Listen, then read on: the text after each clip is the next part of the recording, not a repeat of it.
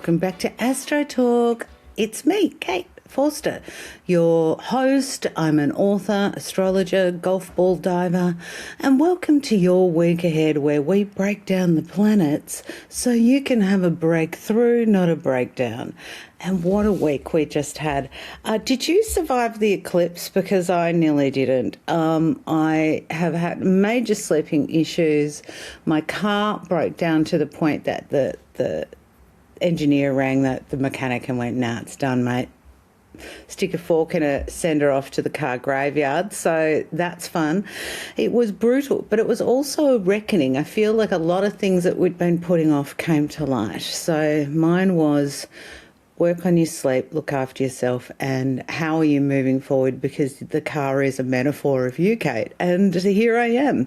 So we're moving into a week with some magic energy, some vampire energy, maybe a little luck, a transformation to finish, and then we move into Virgo season at the end. So let me walk you through it.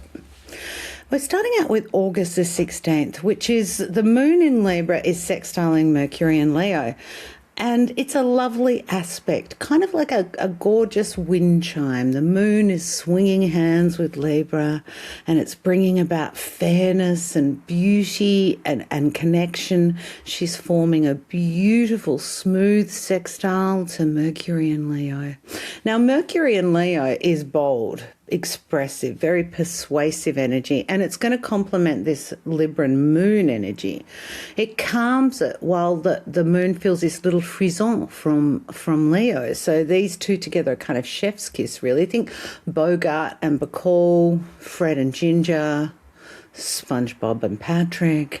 This is a time to lean into your multitasking. If you've been putting off, finishing a bunch of little projects, couldn't work out how to finish them all, today is your day. So get planning. It's a great day to, get your Bujo out, get your bullet journal out, start planning, work on your seating plan for your wedding, get it all out in the open, work on multiple creative things at once, have a games night. You can do that tonight with ease. We just need a working bee. Maybe that's what you can plan today. It's all of that gorgeous energy of, come on, guys, we've got costumes in the barn and my dad knows music. Let's get onto it. So put on a show. Meanwhile, watch out, because although everything does feel smooth and groovy, don't forget to look at the fine print, my friends. Don't skim the surface of several things without finishing them. Keep your eye on the prize. Enthusiasm gives you the energy, but discipline gets it done. All right? So we've got a big day on the 17th. We've got 3 aspects, and the moon is entering into Scorpio territory. It's pretty layered. It's an astrological tiramisu, as it were. So we've got these 3 aspects firing, the moon shifting. So pay attention, motherfuckers, because shit's about to get real. First, we have Mars in Cancer. It's squaring Neptune in Aries. This is the one I'm probably the most cautious about, because squares create friction and tension, and these two planets together create a kind of very foggy, soggy, blurred boundary energy.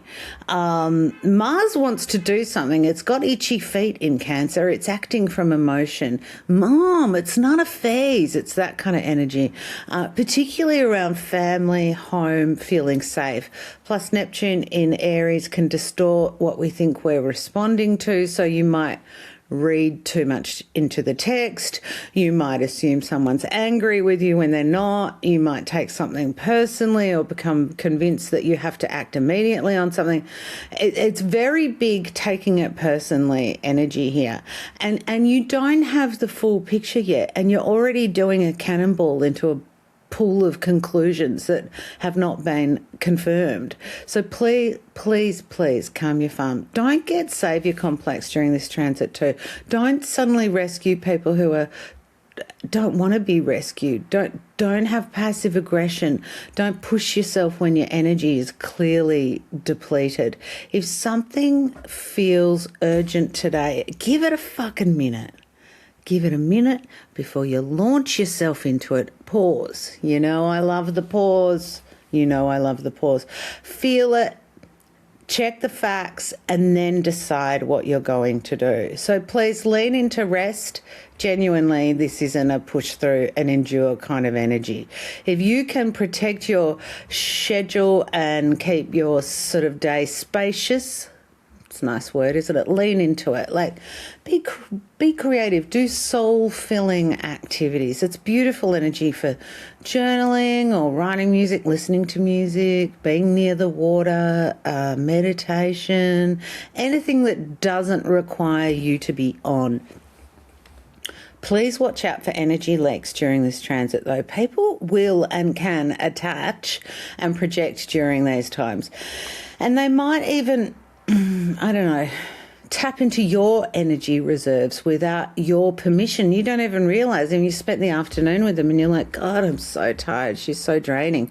This is classic Mars-Neptune squaring, and it makes it hard for you to see where you're going. There's an emotional pea soup, as it were. So watch out for the person who just goes, hey, can I just have a word? Because that word could be 5,000 words and 3 hours later. Also, watch for people trying to guilt you into doing things. Your instincts about what depletes you are spot on around this time. So trust them, hold your boundaries, even if it feels uncomfortable. The fact that someone is unhappy with your boundary does not mean that the boundary is wrong, all right? Then we've got Mercury in Leo. It's trining Saturn in Aries. This is a gift, this one. It's kind of right in the middle of the day. You know, trines are easy breezy, cover girl supportive energy. And when Mercury is trining with Saturn, it's linking up with structure and discipline. So lean into long-term planning. Get out your goals. Get out your vision board. Look at your vision board, choose one thing, and then write down the actual steps to get it. That's how you make a vision board happen. You go, there's that car that I want. All right, how much money am I going to have to earn? How much money am I going to have to save? Where could I get it secondhand? It's those things. Review your systems. It's an excellent day for editing. Anything that needs to be assessed or refined, get into it. Now, given that the Mars-Neptune square is also firing, don't let Saturn try and pressure you into doing things when your body says no. Don't run on the sore ankle, please. Use the mental clarity for only planning, not for doing. We're just planning, we're not doing yet. Think of it as a day to sketch the masterpiece, but we are not laying the bricks yet, okay? Good. And also on this day, we have the sweet, sweet transit of Venus in Libra. It's sextiling Jupiter in Leo. Venus, planet of love, beauty, values, connection. And she's at home in Libra, and she's reaching out with a sextile to generous, abundant Jupiter. It's a lucky little transit, so use it to your advantage. So if there's someone that you want to reach out to about a job, you're meaning to connect with, quick message, check in a text, something like that, do it. The doors will be open for this period. It's a lovely aspect for anything beauty or pleasure related. Maybe if you get your hair cut that day, it's going to be the greatest haircut you've ever had. Treat yourself to something that makes you feel good. Investing in your appearance, like I said, enjoying the finer things. Lean towards opportunity.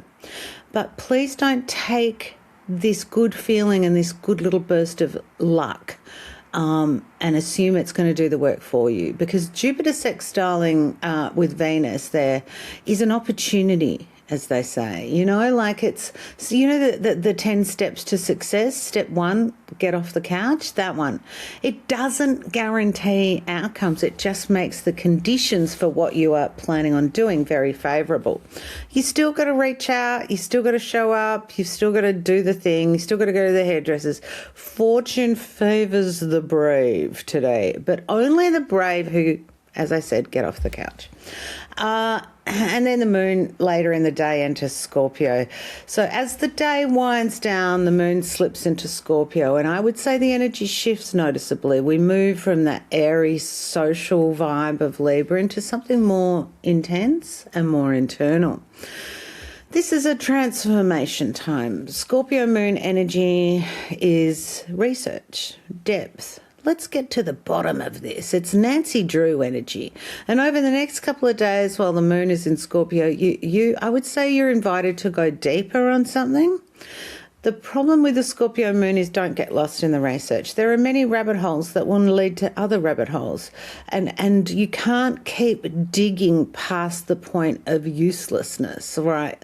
More information, more tabs open, more rabbit holes, as I said. That's an actual way of avoiding the transformational work. Do the research, understand it, and then act on it. On the 18th of August, we have Moon in Scorpio squaring Jupiter in Leo in a waxing crescent. It's a slightly claustrophobic note because Moon in Scorpio squaring Jupiter in Leo, it can give you the feeling of too much. There's too much going on, too many people wanting things from you, too much noise. It's giving that energy a few days before Christmas when you're in a shopping centre and you are ready to lose your shit. You are at the end of your proverbial tether, as it were. So lean into solitude. Give yourself some breathing room if you can find it. This is a day to protect your energy inward, not outward. You can simplify your schedule. Please do it. If you can take a walk alone, please do it. Go to a movie alone. Oh my God, going to a movie alone is the greatest luxury. And you don't have to share your popcorn with anyone. If you don't like it, you don't have to justify why you didn't like it. If you loved it, you don't have to do that. It is a treat to go to the movies by yourself. Do whatever it takes. Meditate. Remember, though, meditation is a tool to make you less of an asshole out in the world, not the other way around. Just because you meditate doesn't mean that the rest of the world is going to go, oh, look, Dave's been meditating. God, he's so much nicer now. No, Dave just goes, I've been meditating and I can cope with you now. Please watch out for overcommitting. The square between Jupiter and the emotional kind of moon can make everything feel like a big deal. And you also might want to say yes to things that later on you're going to really regret saying yes to. No, I don't want to go to the Eastern Bloc Film Festival. Please resist the invitations. Big commitments made on a day that feels overwhelming rarely look inviting later. So keep it light and just say, you know what, I'll get back to you, and then never get back to them. That's a classic. On the 19th of August, we have Moon in Scorpio squaring Mercury in Leo and a first quarter moon, and that's important. The Tuesday can kind of feel that mentally scattered Tuesday, Wednesday, and then Moon in Scorpio squaring Mercury in Leo means that your head and your heart are not speaking the same language today. Duolingo, not so much-o. So please lean into rest again. I'm just telling you, just rest all the time, aren't I?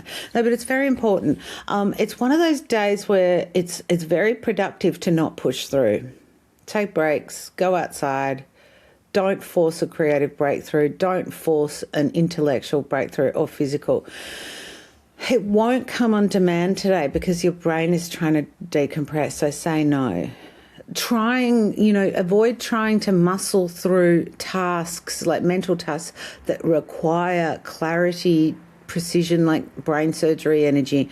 You might find yourself rereading the same paragraph, 30 times to just make sense of it, or making small errors because you're not focused.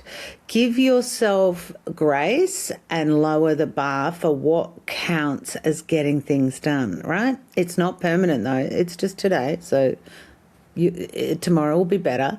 We also have a first quarter moon in Scorpio, and this is a significant part in the lunar cycle, and you know I love the moon bikes, as I call them. The first quarter moon is a turning point, and I see them as a moment to adjust where you're at and then act. When it's in Scorpio, this call to action is tied to a transformation. What change have you been sitting on? What do you need to commit to more? What do you want, and how hard are you trying to get it?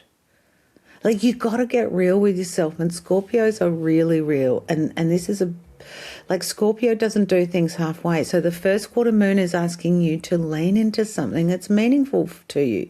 If there's a transformation that you have been tiptoeing around, a habit to break, a truth to face, something to end or something to begin, it is this time now in which to start and work with that cycle of the moon. Watch out for using this Moon Mercury energy as an excuse to not act on the call to action. Yeah, it's foggy, but the lunar invitation is still really real. Work with the moon phases. And today is the day to take that meaningful step forward. On the 20th of August, we have the moon entering Sagittarius and moon trining Neptune. It's a waxing gibbous moon. And thank fuck the fog lifts. The pea soup is leaving. The moon in Sag, well, it brightens everything. Sagittarius is like the smartest backpacker that you'll ever meet at a bar in Austria, and they'll tell you all the greatest stories, and you'll go, that's the most interesting backpacker I've ever met, and you'll never see them again. That's that Sagittarius freedom and optimism and adventure. We love it. And after these Scorpio intensity, it feels like the backpackers opened a big window and let all the fresh air in after a very stifling, humid spell. Like the air in Scorpio's been so dark and heavy. It's like you could chew it. Humidity you could chew. Now, new experiences, great. Open-mindedness, perfect. I'm not saying now's the time to join a swingers club. If that's what you want to do, that's fine. But maybe it's just saying yes to something outside your routine, a little small thing. Listen to a new podcast, try a new genre of book, try a new cafe, go a different route. Clean your teeth with your other hand, those sort of things. Sagittarius moons will reward curiosity and they will always punish rigidity. So let your mind wander a little. It is beautiful. And with the moon trining Neptune in Aries, that's firing also. Lean into compassion. Lean into creative imagination. This is a beautiful aspect for a connection of any kind. Be kind to people. Buy someone a coffee. Drop $5 in someone's basket if they're on Struggle Street. Like, reach out to loved ones. Act from kindness, and it feels effortless, and it will land well today. However, don't mistake Sagittarius moon's energy and optimism for a plan. It is visionary energy. It is not execution energy. So enjoy the buoyancy, but don't make mad decisions coming from a place of feeling free and inspired. On August 21st, we have Venus in Libra opposite Saturn in Aries. And sorry, it hits a bit of a wall today. Venus opposing Saturn is the fun police. It is one of those transits that makes you feel like the neighbours have made a noise complaint to the police at 8:33 on a Saturday night, and you just might not have the energy for people today. And that's kind of actually the point, really. Again, take some time away. We need some time to wag, to play hooky, to call in sick, whatever you want to do. Venus is going to ask you where you have been overextending yourself, where you are giving more than is sustainable. It is not laziness to honour a day of recalibration. Watch out for frustration in relationships. If expectations feel unmet or unbalanced, this opposition can surface a feeling of, and I give, and what do you give back to me? I'm always the planner and never planned for, which is absolutely worthy and valid, but, it could be amplified. So just take a moment. Don't have big conversations if you're not in a high energy mood, because I think they're going to get the worst of you and you're going to give the worst. So sleep on it and revisit when the energy lifts. And then finally, we finish the week on the 22nd with Sun entering Virgo and Moon entering Capricorn. Okay, this is the week this weekend's with two major shifts and a big energy upgrade, and it's the reset. It's the reset we've been waiting for. Sun enters Virgo.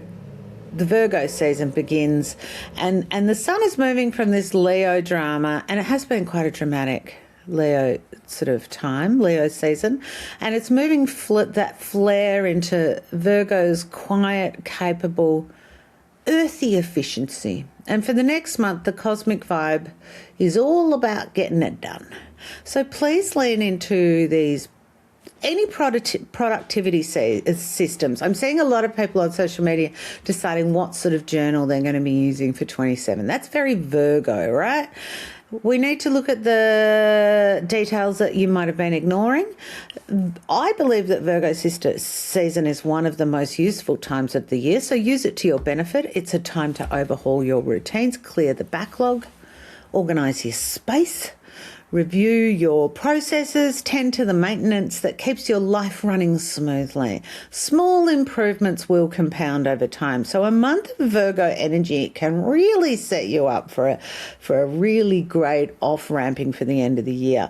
Now, watch out for perfection and over-analysis, because Virgo's shadow is a tendency to pick apart everything, including yourself, until no effort feels good. The standard is done and useful. It is not perfect. Virgo season needs to be used for productive energy, not punitive energy. Think refinement, not perfection. Now, we've got the moon entering Capricorn at the same time. Capricorn energy is disciplined, ambitious, it's strategic, it's very plan ahead. How do I walk across all these tiny little, ravines to get to the top of the mountain? God bless them. Anyway, I want you to lean into long-term structured thinking and use the Capricorn moon over the next couple of days to map out what you want to achieve over Virgo season. And if you want to get specific, I would look at where Virgo falls in your birth chart, because that is the area of life that the sun is about to put under the spotlight. So if Virgo rules your second house, maybe you're getting your finances together. If it's your sixth house, maybe it's work, routines, or the way you organise your day. If it's 10th house, then it's career and direction. The Capricorn moon is basically saying, now that you know where Virgo season is happening for you, what are you actually going to do with it? Set some goals, revisit your commitments, ask yourself where more discipline would actually serve you, and then take a step in that direction. So please watch out for going too fast coming out of what has been a draining week, because Capricorn and Virgo energy together can tip you into hustle and grind mode. And after the scattered Scorpio squares and Thursday's low energy Venus-Saturn opposition, your batteries might not be fully charged yet. Just a little planning. A little planning is perfect. And that, my friends, is the astrology for the week ahead. If you are enjoying Astro Talk on the Blunt and the Beautiful, please make sure you are following our podcast on whatever platform you're listening to, because that way the newest episode will be sitting there waiting for you every week, and you won't have to rely on the algorithm to remember that you exist, because I know you exist. If you want to go deeper with me, we can chat about it on Patreon. I share more astrology and self-development worksheets and practical things. And thank you so much for listening. I'll be back next week to break down the astrology so you don't have a breakdown. Bye.